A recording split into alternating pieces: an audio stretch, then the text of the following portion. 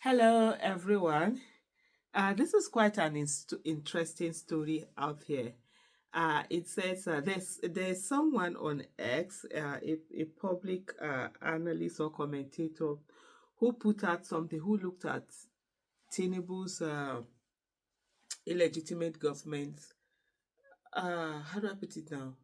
There was this thing that they did. What do you call it now? They brought out like what their spendings had been and what the capital project that they have all over the country. First of all, it sparked a lot of controversy because you saw a lot of things that were not factual. For example, where they say is this Zaria Hunkuyi road that it's 156 kilometers. Meanwhile, people are saying the road is not up to 30 kilometers, and a whole lot of anomalies in that whole thing that they brought out to show the expenditure that they have been doing.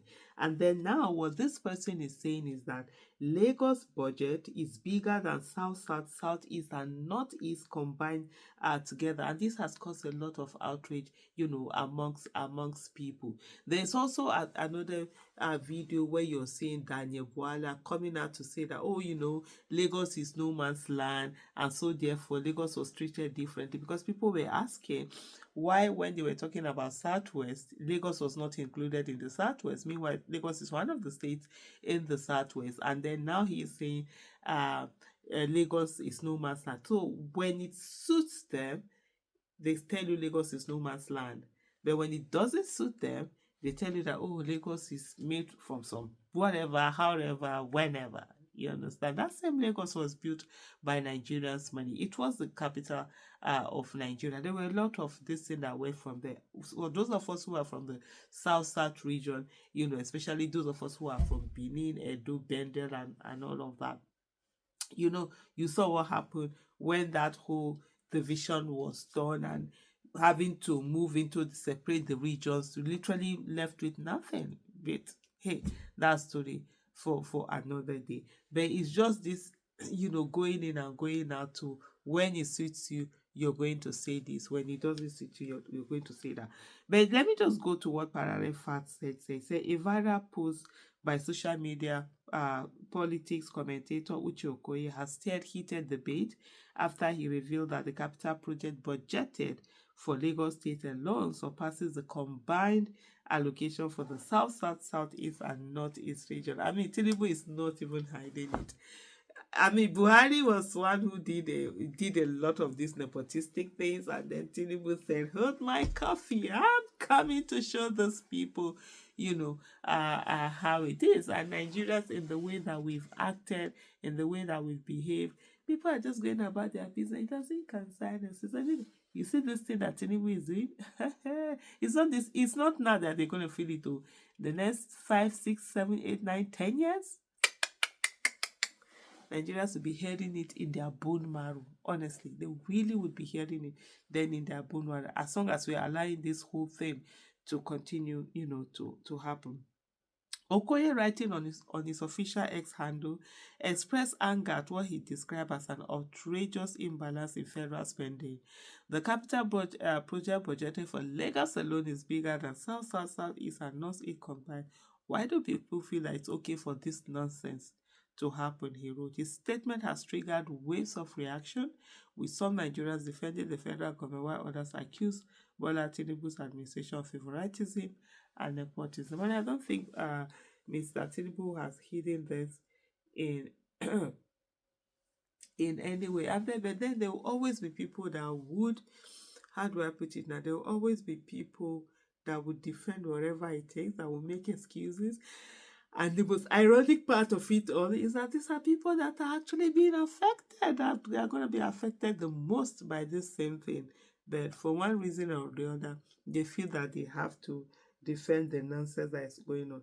A user, I am Kenny Fizzle, countered Okeye's claim by citing VAT data and said 2024 VAT statistics revealed Lagos was the top contributor, generating about 2.75 trillion, but only received 460.11 billion, equivalent to roughly 16.7% of its own contribution.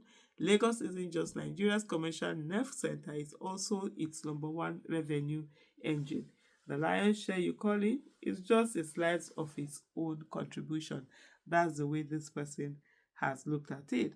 But others blame the regions for allowing themselves to be sidelined. And this person that is saying this seems to is focusing only on the revenue, has forgotten where the bulk of the wealth of Nigeria comes from. Which region is it that is actually taking care of the nation in terms of the raw materials that are coming that Nigeria is using for the monies that it has. But so this person is only focusing on VAT. Oh God. But others blame the regions for allowing themselves to be sidelined. Nobody feels it's okay. The right question to ask is, why did the aforementioned regions allow it to happen? Why would a single state be allocated funds bigger than the allocation of 3 regions, South, South, South, East, and Northeast, combined, and their lawmakers will approve of it? That's it. You know, this person that tweeted it, end of discussion. Because if lawmakers don't approve it, there's no how this thing will go. When I talk about that National Assembly, it is people, activists are not supposed to be in politics. Activists are not supposed to be in politics. Activists are the people you are supposed to pack them in National Assembly. That National Assembly, state houses of assembly, they are supposed to be occupied by activists that are going to be looking at everything and say, why are you doing this? Is it for the people? Those are supposed to be the voices of the people. But, sir, that's it. End of discussion. We have people that are supposed to be there, that are supposed to be checking every one of these things and saying, Oga, what are you spending this for? But no, they are there. The eyes have it. They are eyeing and neighing according to how they've been programmed to eyes and nays. Honestly. And it's really so freaking irritating. But anyway, the controversy comes amid criticism of Tinubu's infrastructure policies. Just days ago, the African Democratic Congress, ADC, described the administration's infrastructure equity report as propaganda, accusing it of masking nepotistic allocation with manipulated statistics.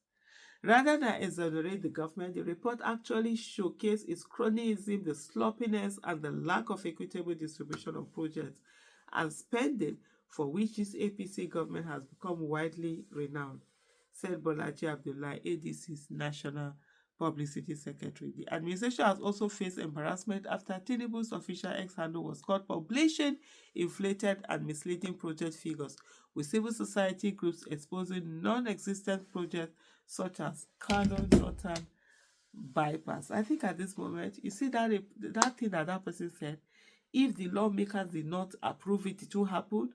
That's the end of it. Nothing more to say.